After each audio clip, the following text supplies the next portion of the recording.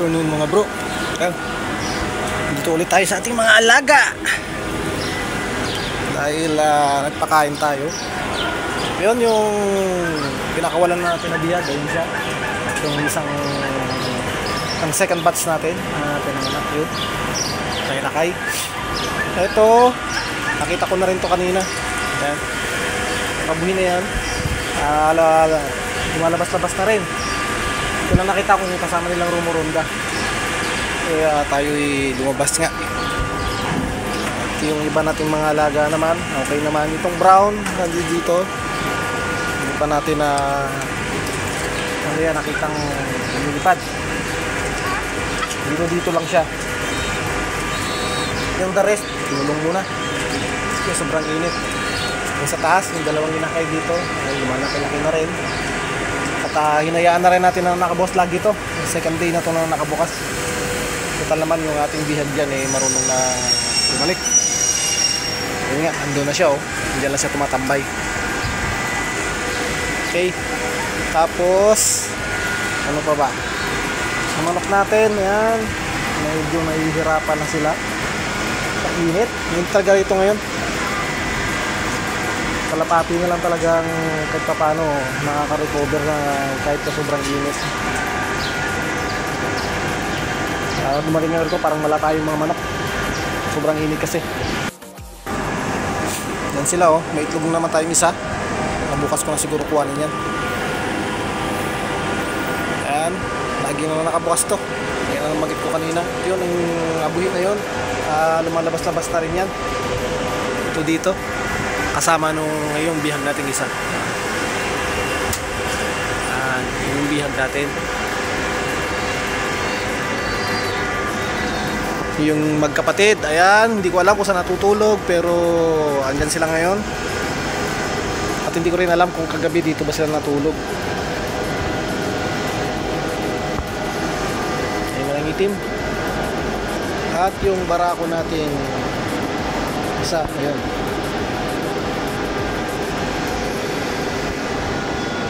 Siguro magwawalis-walis lang muna ako para kahit pa paano malinis na tong area.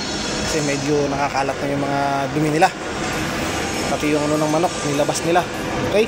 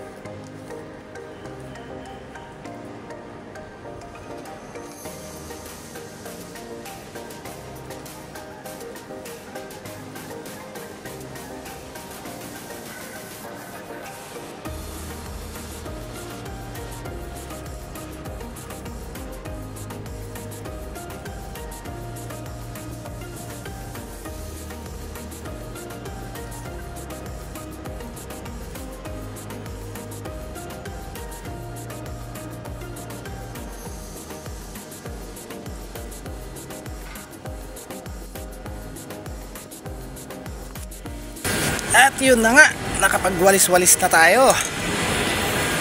Ayan. Kaya naipon natin yung mga kalat nila, oh. Ayan, dito natin tinatapon yan para ipon.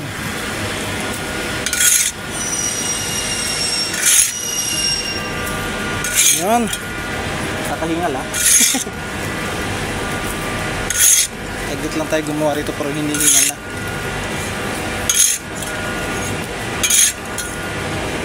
Init kasi, init, sobra init. Kasi kanina sa labas tayo. Update lang tayo ngayon sa mga alaga natin.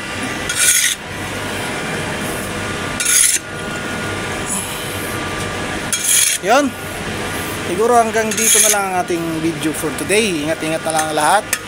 At God bless us all. Bye bye.